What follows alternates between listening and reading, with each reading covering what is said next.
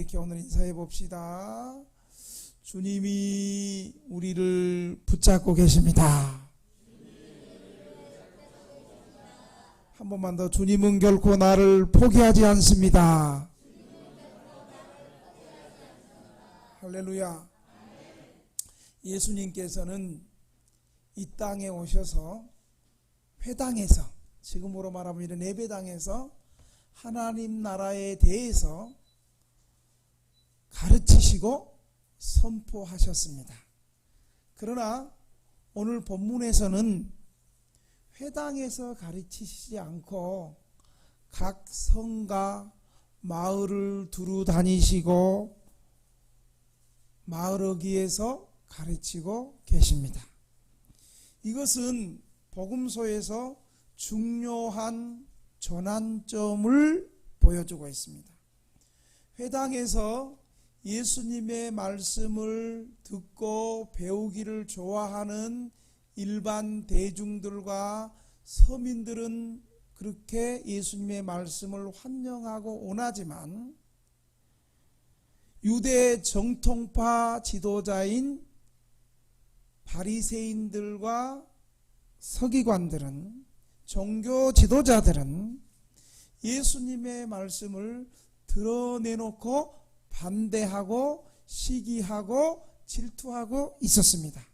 그래서 예수님은 당시의 정통이라는 유대 종교 지도자들에 의해서 회당에서 하나님의 말씀을 전하는 것을 하지 못하고 회당에서 쫓겨나셨습니다. 그러나 예수님이 쫓겨나셨다고 해서 예수님의 복음 전도를 그들이 막을 수가 없었습니다. 예수님은 오히려 회당에서 쫓겨나셔서 넓은 자연과 세상을 성전 삼아서 복음을 전하셨습니다. 하나님 나라를 가르치시고 선포하셨습니다. 그래서 어떤 때는 예수님께서 동네를 두루두루 돌아다니면서 말씀을 전하시고, 어떨 때는 성에 가셔서 전하시고, 어떨 때는 노상에서 길거리에서 전하시고, 어떨 때는 산에서 전하시고, 어떨 때는 광야에서도 전하시고, 그걸 기다린 건 아니었어요. 그리고 어떨 때는 바다에서, 배 위에서 예수님께서는 하나님 말씀을 가르쳤던 것입니다. 그래서 예수님은 하나님 나라를 가르치시는데 비유로 말씀하셨어요. 비유.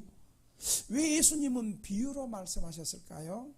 첫째는, 비유는 하나님의 말씀인 이 진리를 쉽게 구체적으로 가르치시기 위해서 비유로 가르쳤습니다. 두 번째로는 편견 때문에 눈이 먼 사람들, 즉 종교 지도자들, 예수님을 시기하는 바리새인들, 서기관들에게는 진리를 숨기기 위해서 비유로 말씀하시고, 대부분 예수님의 말씀을 사모하고 우리 성도들처럼 아멘하고 갈망하는 겸손한 서민들에게는 예수님께서 진리로 계시했습니다. 마지막으로 예수님께서 이 비유로 말씀하신 이유는, 예수님이 사용하시는 비유는 말씀으로, 말로 발설하신 거예요. 예수님의 비유를 듣고 비유 사전을 찾거나 비유 해석서를 들춰봐서 연구해서 이해하고 깨닫는 것이 아니라 예수님의 비유를 듣는 즉시 마음에 반응하고 결단하기 위해서 예수님께서는 비유로 말씀하셨어요. 그러니까 예수님께서 비유로 하신 것은 겸손하게 예수님의 말씀을 사모하고 나오는 사람에게는 이 비유가 하나도 어렵지 않고 쉽게 받아들이고 오히려 결단할 수 있고, 강사 목사님 설교할 때 째려보는 눈으로 보는 것들은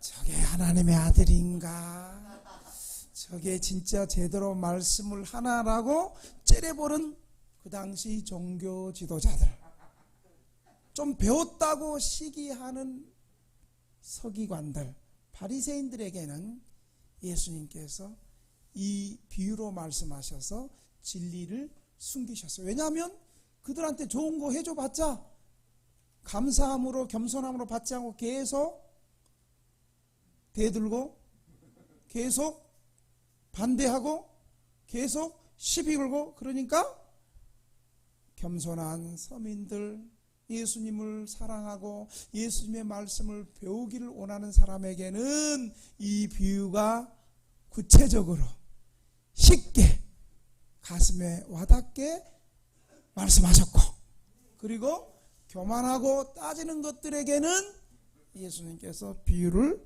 감추셨다는 것입니다. 오늘 본문은 그래서 씨 뿌리는 비유에 대해서 말씀하십니다. 아마 예수님께서는 이 비유를 말씀하실 때 동네역에 나온 많은 사람들에게 저기 들에서 아마 씨 뿌리는 농부를 보면서 저기 농부를 보라, 저기 씨 뿌리는 사람들을 보라, 이렇게 아마 시작하셨을 것입니다. 먼저 우리가 이해해야 될 것은 이스라엘의 농경법은 우리하고 달라요. 우리는 씨를 뿌릴 때 어떻게 해요? 먼저 밭을 갈고 밭을 일구고 그 다음에 씨를 뿌리고 그 다음에 흙을 덮죠. 그런데 이스라엘의 농경법 우리하고 반대예요. 오히려 이스라엘의 농경법은 석회암층 돌밭이 많기 때문에, 바위들이 많기 때문에 먼저 씨를 뿌리고 그 다음에 밭을 가는 것이 이스라엘의 농경법이에요. 그리고 흙을 덮어주는 거예요. 주님께서는 지금 이 비유를 통해서 현재 그들이 쉽게 실제로 볼 수 있던 것을 예를 들어 가면서 지금까지 볼 수 없었던 진리에 대해서 볼 수 있도록 마음을 열어 주셨습니다. 오늘 이 비유의 말씀은 하나님의 말씀을 듣는 사람들의 태도와 마음의 자세의 중요성을 오늘 4가지 밭으로 지금 예수님께서 비유로 말씀하고 있습니다. 첫째 어떤 밭이에요? 길가의 밭, 길가의 밭에 씨를 뿌린 것에 대해서 말씀하고 있습니다. 여러분 5절 한번 읽어볼까요? 오늘 본문 5절 시작. 씨를 뿌리는 자가 그 씨를 뿌리러 나가서 뿌릴새 더러는 길가에 떨어짐에 밟힘에 공중의 새들이 먹어버렸고, 길가밭에 예수님이 씨를 뿌렸습니다. 팔레스타인에 있는 밭들은 길고 좁은 이랑으로 되어 있습니다. 그래서 이 이랑들 사이에는 보통 사용되는 좁은 길입니다. 이 길은 무수히 많은 사람들이 이 길을 걸어가면서 발에 밟혀서 이 길이 포장도로처럼 딱딱하게 굳은 상태가 된 것이 바로 길가밭입니다. 이 길가밭의 상태를, 이 길가밭에 뿌려졌던 그 의미를 예수님께서 12절에 오늘 해석해줘요. 우리 12절 한번 읽어볼까요? 시작. 길가에 있다는 것은 말씀을 들은 자니 이에 마귀가 가서 그들이 믿어 구원을 얻지 못하게 하려고 그 말씀을 그 마음에서 빼앗는 것이요. 길가에 있다는 것은 말씀을 들은 자인데, 말씀 들을 때 마귀가 가서 그들이 믿어 구원하지 못하도록 말씀을 그 마음에서 빼앗는 거예요. 사탄이 왜 뺏어가요? 오늘 말씀을 들을 때 우리가 이 말씀을 듣고 구원받지 못하도록 사탄이 방해하는 것을 말하고 있어요. 그러니까 예수님 당시에 회당에서, 교회 안에서, 그리고 예수님을 말씀을 분명히 듣기는 하지만 들은 그 사람이 그 말씀을 듣고 믿음이 자라고 구원받지 못하는 사람이 예수님 당시에도 분명히 있었다는 거예요. 사랑하시는 여러분, 혹시 우리도 주일마다 교회에 나와서 출석을 하지만 말씀을 듣고도 믿음과 구원에 이르지 못하는 그런 성도들은 없습니까?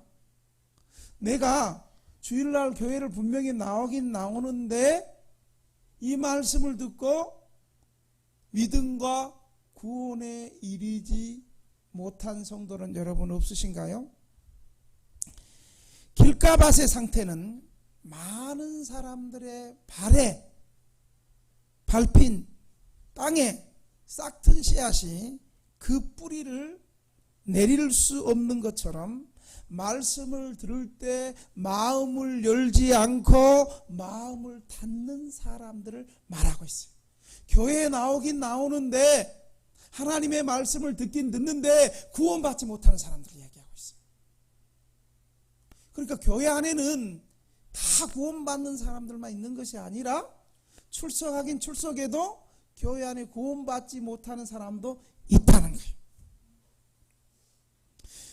마음을 열지 않고 마음을 닫고 말씀을 받는 원인이 두 가지가 있습니다. 첫째, 교만하기 때문에. 교만한 사람은 배울 필요가 없어요. 인정하지 않는 거예요. 두 번째, 새로운 진리에 대한 두려움이 있어요. 왜냐하면 내가 받은 이 말씀이 내가 사랑하는 것을 정죄하고 그 말씀이 내 자신의 잘못을 지적하기 때문에 하나님의 말씀에 귀 기울이고 은혜 받으려는 마음을 갖지 않고 아예 마음을 닫고 부정하게 됩니다. 이런 사람은 말씀을 고의적으로 들으려고 은혜를 사모하지 않으려고 교회에 나오긴 나왔는데 말씀을 건성으로 듣는 것을 말하고 있는 거예요. 보지 않으려는 장님이나 마찬가지. 무성의하게 하나님의 말씀을 듣는 자에게는 아무리 하나님의 말씀이 홍수같이 쏟아져도 그 말씀이 들려지거나 깨달아지지 않는 거예요. 어떤 마음으로 하나님의 말씀을 받아야 될까요? 교회 나온 건 잘한 거예요. 그런데 우리의 말씀의 태도가, 하나님의 말씀을 듣는 태도가, 자세가 어때야 될까요? 하나님의 말씀을 들을 때 하나님의 말씀을 순종하는 마음으로 희생적인 태도로 듣는 자에게만 구원의 말씀이 들려지고 믿어지고 깨달아지고 하나님의 사랑의 음성을 듣게 된다는 사실을 여러분 기억하시기 바랍니다. 그러니까 여러분 말씀을 듣는 시간은요, 영적인 전쟁 시간이에요. 지금 마귀가, 우리보다도 우리의 마음을 잘 아는 마귀가 지금도 하나님 말씀을 전할 때 우리의 마음에 딴 생각을 갖다 주고 혼란한 마음을 갖다 주고, 그래서 우리를 구원받지 못하도록 마귀가 지금 예배 시간에 지금 우리가 구원받지 못하도록 계속 역사하고 있는 거예요. 우리의 말씀을 듣는 태도가 어때야 되는가를 오늘 예수님의 비유는 우리에게 가르쳐주고 있어요. 참으로 하나님의 말씀을 순종하는 태도로, 열린 마음으로, 희생하는 태도로 듣는 사람은 국민학교 안 나와도요, 일자 무식한 사람이라도요, 그 말씀이 믿어지고 깨달아지는 줄 믿으시기 바랍니다. 그런데 하나님의 말씀을 교만하게 판단하고 듣지 않으려는 사람에게는 아무리 그 사람이 공부 많이 한 박사라 할지라도, 의사라 할지라도, 교수라 할지라도 그 말씀이 믿어지지 않는다는 사실을 여러분 기억하시기 바랍니다. 두 번째로 예수님께서는 또 어떤 시를 얘기해 주고 있어요? 바위 위에 씨, 뿌린 씨, 돌밭이나 바위. 우리 6절을 한번 볼까요? 6절 시작. 더러는 바위 위에 떨어짐에 싹이 났다가 습기가 없어짐으로 말랐고. 이 바위, 돌밭이란 팔레스틴 지역에서 흔히 볼 수 있는 그런 지형이었습니다. 땅에 돌만 가득 찬 것이 아니라 석회암 층이 기초를 이루면서 그 위에 살짝 흙이 이렇게 묻혀 있는 거예요. 돌밭은, 바위는 흙 깊이가 불과 10cm만 들어가도 바로 이 바위 암층에 닿게 됩니다. 이런 땅은요, 태양열을 받아서 빨리 더워지기 때문에 오히려 더 빨리 씨앗이 싹이 트요. 그런데 이 흙이 깊지 않아서 영양분과 습기를 찾아 뿌리가 뻗어도 곧 바위에 부딪혀서 영양 부족으로 말라 죽게 되는 것입니다. 예수님은 이 바위에 떨어진 씨, 돌밭에 떨어진 씨의 의미를 어떻게 해석해 줬습니까? 여러분 13절 한번 같이 한번 읽어보세요. 13절. 자, 준비됐나요? 시작. 바위 위에 있다는 것은 말씀을 들을 때에 기쁨으로 받으나 뿌리가 없어 잠깐 믿다가 시련을 당할 때 배반하는 자요. 그러니까 여러분, 여기는 이 바위 위에 떨어진 것은 말씀을 들을 때 어때요? 처음에는 기쁨으로 받아들여요. 기쁨으로 받는데 뿌리가 없어서 잠깐 믿다가 어려운 시험이 오고 누가 조그만 자기한테 서운한 소리만 해도 믿음을 배반하는 거예요. 한번 봐봐. 지난주에 혹시 내가 서운한 소리 듣고 교회 안 나온 사람 있는가?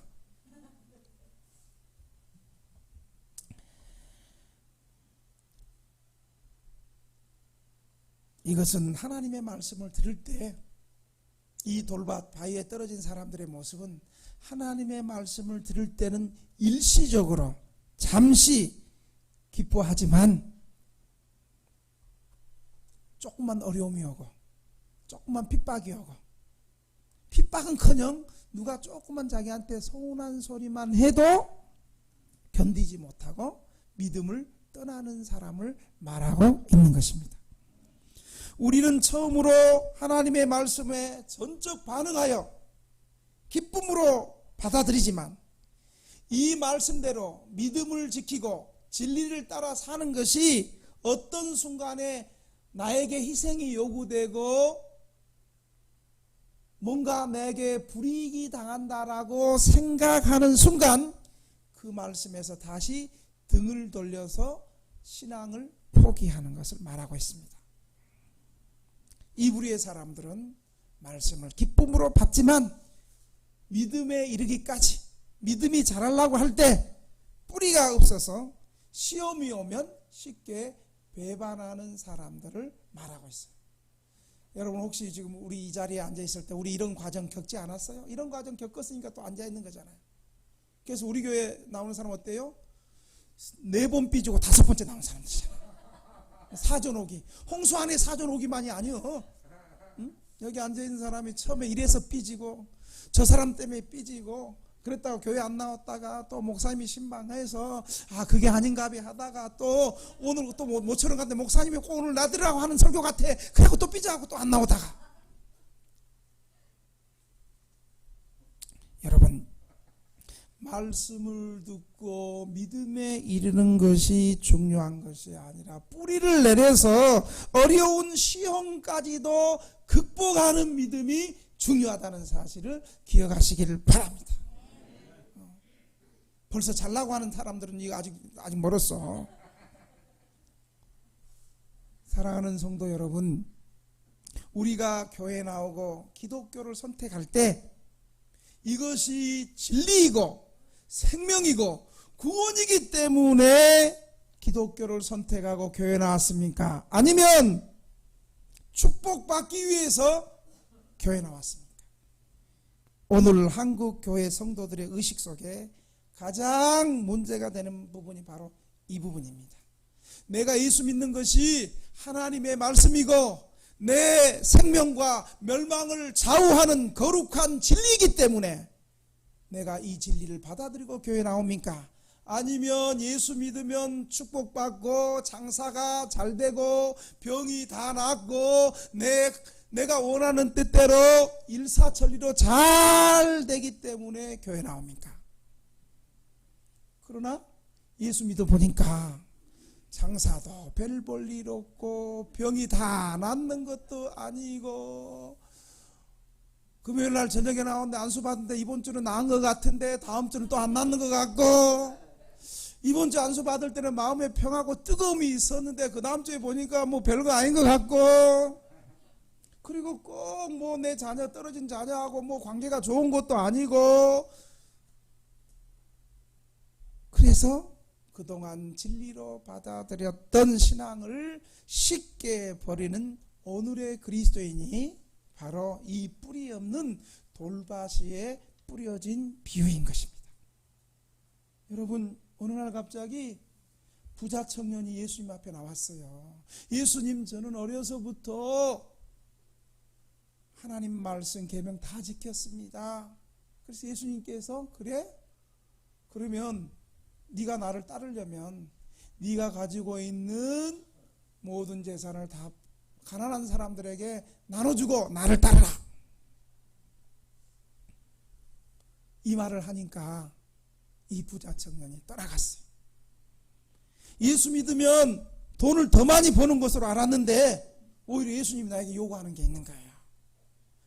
믿음 생활하면 더 부자 되고 편안하고 살 줄 알았는데 믿음이 나에게 봉사를 원하고 헌신을 원하고 더 낮아지기를 원하고 더 겸손하기를 원하고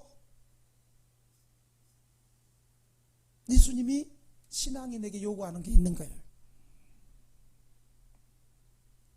그럴 때 그게 너무 내게 부담이 되고 내가 뭔가 손해보는 것 같아가지고 이것은 내가 원하는 기독교가 아니야 라고 믿음을 떠나가는 것이 바로 부자 청년의 모습입니다.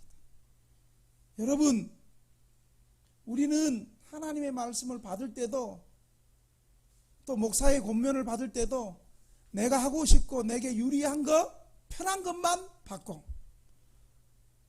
또 하나님의 말씀에 내가 희생하고 인내하고 견뎌내야 되고 뭔가 내 어떤 제약된 부분을 좀 끊어내야 되고 이런 부분을 하려고 그러면 하기 싫은 거예요.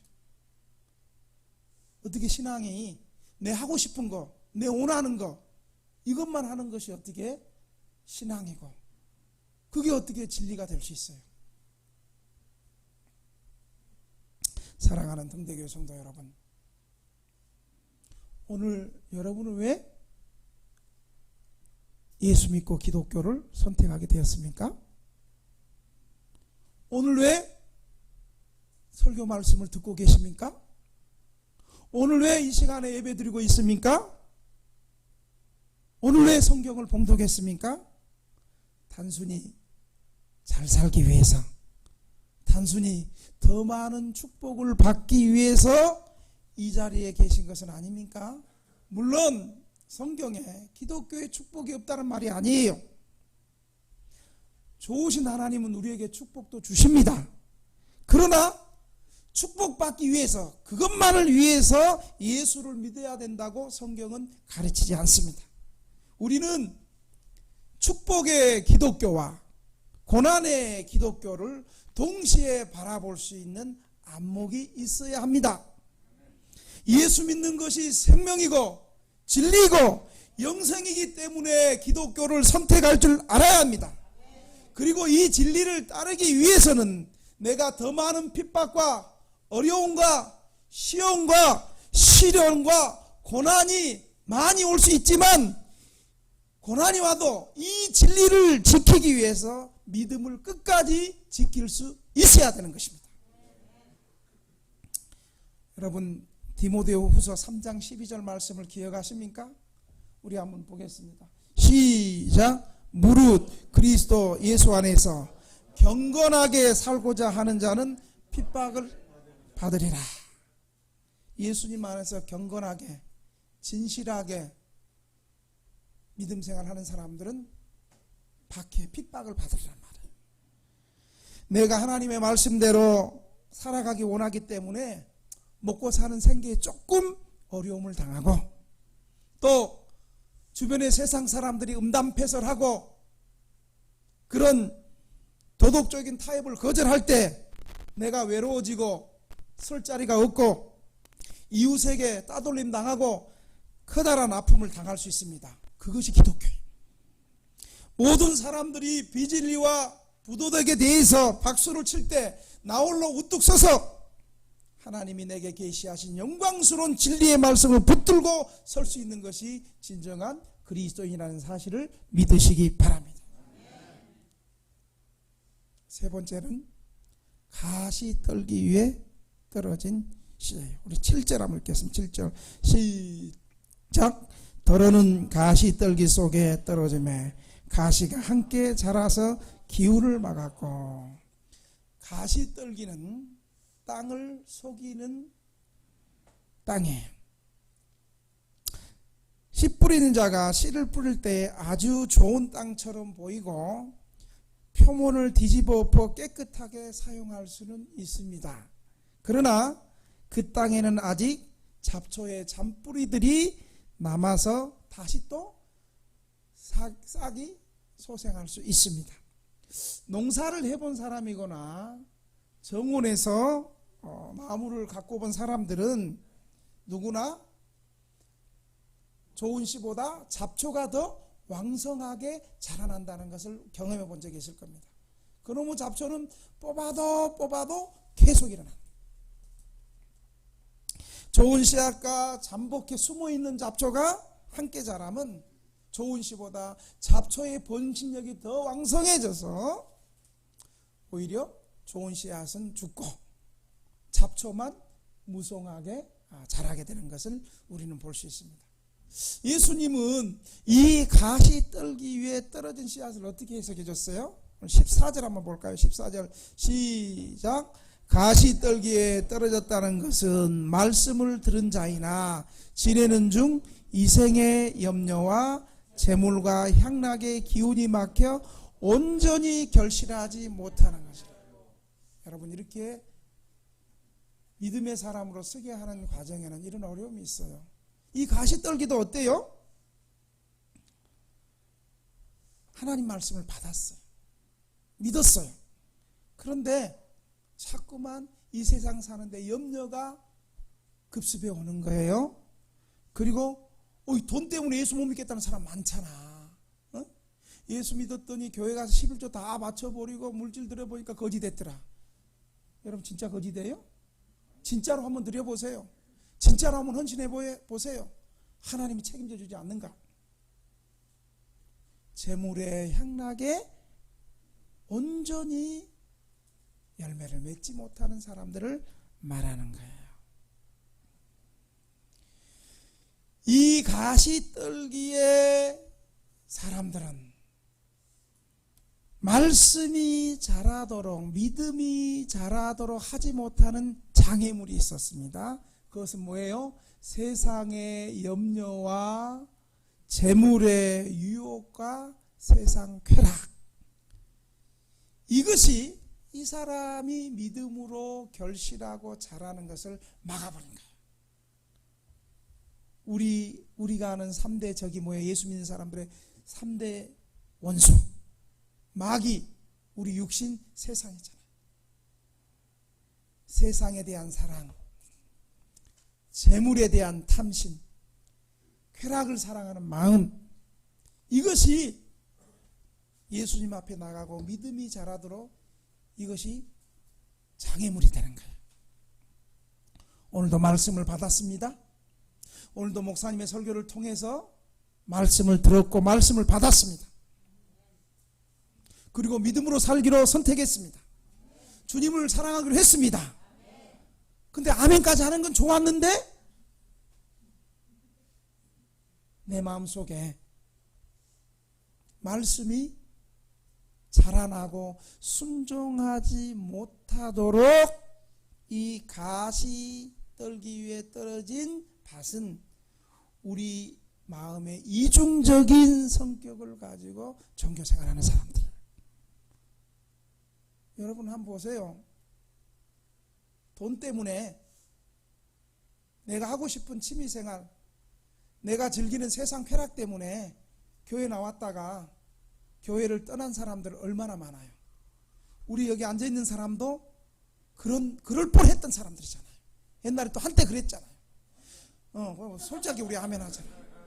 저도요, 우리 주님께서 강렬하게 안 붙어줬으면 오늘 주일날 아마 저는 저 북한산에 가서 있거나 배드민턴 라켓 가방에 꽂고 이 코트 저 코트 다니면서 도장 깨기 하듯이 클럽 깨기 하러 다 갔을 거예요. 하나님이 딱 볼 때 저 인간은 목사 안 시키면 주일 성수도 안 할 것 같고 그럴 것 같으니까 하나님은 그냥 목사를 시켜버린 것 같아요. 할렐루야. 여러분 평신도들은 나보다 더 믿음이 좋은 거예요. 여러분들은 목사 안 해도 주일 성수 잘하고 하나님 앞에 헌신 잘하고 그럴 것 같으니까 여러분 목사 안 시킨 거예요. 나는 딱 보니까 저 인간은 저거는 목사 안 시키면 저 주일 성수도 안 할 것 같고 맨날 배드민턴 치러 갈 것 같고 맨날 산에 갈 거. 그렇지. 나는 자인이다 될 것 같으니까 저 인생 불쌍히 여겨가지고 말이죠. 여러분, 오늘 이 말씀을 돈을 벌지 말라는 얘기가 아니에요. 신자라면 돈을 버는 동기가 중요하다는 거예요. 내가 돈을 버는 목적과 동기가 내가 물질을 통해 가지고 이 물질을 가지고 단순히 예수 안 믿는 사람처럼 나만 잘 먹고 잘 살고 내 가족만 잘 먹고 내 친척만 내 아는 사람만 대대로 잘 먹고 잘 살기 위해서 돈을 쓰는 것이 아니라 최소한 예수 믿는 사람이라면 믿음이 있는 사람이면 하나님의 은혜를 경험한 사람이라면 내가 돈을 버는 목적과 돈을 버는 동기가 바로 하나님의 영광을 위해서 돈을 사용하고 하나님이 원하시는 삶에 내 물질을 헌신하고 가난한 사람들을 섬기고 연약한 사람들을 회복하는데 하나님의 뜻대로 내가 물질을 사용하고 하나님의 뜻대로 자녀를 양육하고 하나님이 기뻐하시는 대로 하나님의 영광스러운 사업에 물질을 사용하고 이 물질이 하나님의 영광스러운 도구와 복음을 증거하는데 이 물질이 쓰여지고 그러기 위해서 직장을 갖고 그러기 위해서 돈을 벌어야 하는 것입니다. 그러나 만약 내가 돈 벌고 직장생활 하는 것이 하나님에 대한 나의 사랑을 막고 돈 버는 것 때문에 내 믿음이 자라나지 못하고 돈 버는 것 때문에 내 신앙의 성장이 가로막고 있다면 그것은 우리의 대적이라는 사실을 여러분 기억하시기 바랍니다. 그래서 예수님께서는 마태복음 6장 24절에 이렇게 말하고 있나요? 시작. 한 사람이 두 주인을 섬기지 못할 것이니 혹 이를 미워하고 저를 사랑하거냐 혹 이를 중히 여기고 저를 경히 여김이라 너희가 하나님과 재물을 겸하여 섬기지 못하느니라. 사랑하시는 등대교회 성도 여러분, 오늘 진짜 여러분의 주인이 누구입니까? 물론 교회에서 찬송 드리고 기도하고 오늘 말씀을 드리는 당연히 예수님이라고 아멘 하겠지요. 그러나 교회 밖을 떠나서 예배 끝나고 이제 다 흩어질 때 혹시 예수님보다도 다른 일에 여러분의 마음의 주인이 뺏겨 있는 거 아닌가요? 내 손에 재물이 많이 들어올 때 내 커다란 관심이 주님이 아니고 하나님이 아니고 성경이 아니고 세상을 사랑하고 자신을 사랑하지 여러분 않습니까? 그래서 주님은 또 우리에게 말씀하세요. 요한일서 2장 15절 17절 한번 봅시다. 요한일서 2장 15절 시작. 이 세상이나 세상에 있는 것들을 사랑하지 말라. 누구든지 세상을 사랑하면 아버지의 사랑이 그 안에 있지 아니하니 이는 세상에 있는 모든 것이 육신의 정욕과 안목의 정욕과 이생의 사랑이니 다 아버지께로 온 것이 아니요 세상으로부터 온 것이라. 이 세상도 그 정욕도 지나가되 오직 하나님의 뜻을 행하는 자는 영원히 거하니라. 염려하는 사람들은요 마음의 모든 능력을 모두 다 염려하는 것에 다 집중시키기 때문에 하나님의 말씀이 들어오지 않는 거예요. 재물의 유혹, 탐심이 있는 사람은 그 탐심이 하나님의 말씀을 듣고 있는데도 격렬한 불처럼 타올라와서 모든 정력을 집중시키기 때문에 하나님 말씀이 들려지지 않고 믿어지지 않는 거예요. 그러므로 신자는 염려와 탐심을 금물로 알아야 되는 거예요. 그래서 탐심은 뭐라 그래요? 우상숭배라 그래요. 우상숭배. 꼭 우상숭배가 부처 앞에 우상 앞에 절하는 것이 우상숭배가 아니라 하나님보다도 더 사랑하는 것이 우상숭배가 될 수 있어요. 여러분, 우리 우상숭배 뭐예요? 돈이잖아요. 돈. 응? 돈 때문에 수급비 나오고 월급 받아도 11조 하려면 돈 손 떨리잖아. 응? 해야 돼 말아야 돼. 응? 물론 잘하는 분은 안 떨리죠.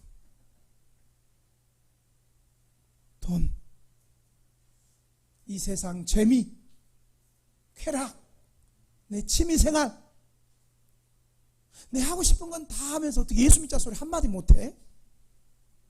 친구들하고 뭐 부어라 마시라 갈 때까지 다 가더라도 어떻게 예수 믿자고 이러면 지옥 가. 그래도 친구가 예수 믿어야 돼. 이 한 말을 어떻게 못해요? 염려하는 것은 하나님 믿지 못하는 불신앙이에요. 불신앙. 하나님을 믿는데 왜 염려해요? 염려하는 것은 하나님 없이 자기가 천지 만물의 모든 것을 주장할 것 같이 덤비는 태도고, 하나님이 다스리는 하나님의 관할과 하나님의 구원을 무시하고 자기가 천하의 왕으로 자처하는 어리석음과 교만이 염려하는 거예요. 하나님 염려하지 말라 그랬는데, 하나님 염려하지 말라 그랬는데. 그리고 탐심은 더 가지기 원하는 마음. 이 탐심은 한 번 가진 사람이 한정없이 더 가지려고 하는 참으로 무서운 죄악이에요. 그래서 성경은 탐심은 우상숭배다 라고 말하고 있어요. 마지막으로 예수님은 좋은 땅에 뿌려진 씨앗을 얘기합니다. 8절 한번 읽겠습니다. 8절 시작. 더러는 좋은 땅에 떨어짐에 나서 100배의 결실을 하였느니라. 이 말씀을 하시고 외치시되 들을 귀 있는 자는 들을지어다. 아멘. 좋은 땅에 뿌려진 씨. 여러분, 좋은 땅이란 토양이 깊고 깨끗하고 부드러운 땅입니다. 이곳에 씨앗이 뿌려져 싹이 트면 뿌리를 받고 장분을 얻어가지고 방해 없이 잘 자라는 것을 말하고 있어요. 좋은 옥토에 뿌려진 씨는 마태복음에 보니까 30배, 60배, 100배의 결실을 거두게 해주는 거예요. 예수님은 오늘 본문 15절에 오늘 좋은 땅의 의미를 말해주고 있어요. 여러분 15절 같이 읽겠습니다. 시작. 좋은 땅에 있다는 것은 착하고 좋은 마음으로 말씀을 듣고 지키어 인내하는 자니라, 이렇게 말하고 있어요. 좋은 땅은 착하고 좋은 마음으로 말씀을 듣고 말씀을 지키고 인내로 결실하는 거예요. 이런 사람은 하나님의 말씀을 잘 들을 뿐만 아니라 그 말씀을 깨닫고 그 말씀을 잘 지키고 참아가지고 인내해서 결실하는 거예요. 이런 말씀, 이런 말씀을 받아들이는 데는 여러분 4단계가 필요해요. 첫째는 이 좋은 밭 옥토에 떨어지려면 마음이 개방돼 있어요. 오픈 마인드, 마음이 열려 있어야 돼요. 마음이 언제나 하나님의 말씀을 배우고 듣기를 좋아해야 돼요. 둘째는 하나님 말씀을 들을 준비가 되어 있어요. 근데 여러분, 하나님 말씀 들을 준비가 되는 게 쉽지 않아요. 대부분 하나님 말씀하면 나 다 알아. 그리고 나는 지금 바빠서 못해. 바빠서 그거 들을 시간 없어. 그래서 언제나 듣고자 하는 마음이 중요한 거예요. 셋째로는 이해력이 있어야 돼. 이해력이. 그걸 듣고 스스로 생각하고, 데살로니가 교인들처럼 바울이 말씀 전할 때 그것이 그러한가? 하나님 말씀을 생각하고 이해하고 그 말씀이 그러한가 적용해보고, 넷째로 자신이 들은 바 그 말씀을 잘 듣고 깨닫는 것은 부족해. 한번 따라 합시다. 들은 말씀을 행동으로 옮기자, 순종하자. 그럴 때 좋은 열매가 얻는 거예요. 그래서 여러분, 하나님의 말씀을 잘 듣는 청종자는 첫째 기울여서 듣고요, 이해하고 마지막 중에 순종하는 게 중요해요. 특별히 좋은 땅의 사람들은 말씀을 잘 지켜 끝까지 인내함으로 견디는 거예요. 인내를 요점으로 하는 거예요. 좋은 땅을 끝까지 인내하는 거예요. 끝까지 인내하는 거예요. 여러분, 얼마나 예수 믿는 사람이 끝까지 안 가니까 영화가 끝까지 가자 영화도 나오잖아요. 뭘 하면 끝까지 해야 되지 않겠어요? 끝까지 안 가면 결실이 없어요. 인내는 다른 데서 나는 것이 아니고 먼저 하나님의 말씀을 잘 듣고 깨닫는 데에서 생기는 거예요. 하나님의 말씀은 알고 보면 참으로 좋은 것이고 또 사랑스러운 것이, 그것이 참으로 좋은 것을 알고 그것이 참으로 사랑스러운 것을 안다면 그 아는 사람이 그걸 끝까지 지키지 않겠어요? 비록 의지가 약한 사람이라도 그 자신이 무엇을 좋은 줄로 생각하고 그것을 완강히 쫓아 나가면 이루어진다는 사실을 여러분 기억하시길 바랍니다. 이제 말씀을 마치겠습니다. 사랑하는 등대교 성도 여러분, 오늘 이 시간에 왜 말씀을 듣고 계십니까? 설교를 듣는 동기가 무엇입니까? 설교를 듣기만 위해서 듣습니까? 잘 들어주지 않으면 김영웅 목사가 낙심하고 실망할까 봐 여러분 들어줍니까? 아니면 일주일에 한 번 그냥 30분 40분 그냥 의례적으로 한 번 듣는 것이 성도의 미덕이라고 생각하기 때문에 설교를 듣고 있습니까? 들은 말씀을 내 마음에 잘 지키고 그 말씀대로 살려고 하는 몸부림치는 거룩한 열망을 가지고 오늘 들은 말씀을 내가 순종하기 위해서 듣고 계십니까? 하나님의 말씀대로 살기 위해서 몸부림치는 사람들에게는 분명히 행동의 변화가 나타나기 시작합니다. 그래서 그 말씀이 그 사람을 변화시키고 그 말씀을 뒤집혀버리고 그 사람 속에 하나님을 믿는 증거가 나타나는 것입니다. 하나님의 말씀을 그렇게 듣는 사람들에게 그 사람의 삶을 성령께서 뒤집기 시작합니다. 그때 하나님의 은혜로운 통치와 하나님의 지배와 하나님의 긍휼이 우리의 마음을 다스리시고 통치하시고 새롭게 변화시키는 놀라운 능력이 일어난다는 사실을 믿으시기 바랍니다. 오늘 이 말씀을 듣고 한번 통성으로 한번 기도합시다. 주님, 그동안 저는 하나님 말씀을 들어도 그 말씀을 듣고 깨닫고 순종하지 못했습니다. 오늘 설교를 들어보니까 저는 교회 나오기는 나와도 아직 구원을 못 받은 것 같습니다. 내가 하나님 말씀을 들어도 처음에는 믿음 생활을 기뻐하다가 조금만 내게 어려움이 오면 나는 신앙을 포기해버리고 낙심한 적이 있었습니다. 주여 나를 불쌍히 여겨 주옵소서. 이제는 하나님의 말씀을 듣고 이 말씀을 내 삶에 순종해서 어떤 시련과 어떤 어려움이 와도 온전히 결실하는 30배, 60배, 100배의 믿음의 사람이 되게 하여 주옵소서. 이렇게 한번 동성으로 한번 3분 동안 주님 한번 부르고 기도합니다. 주여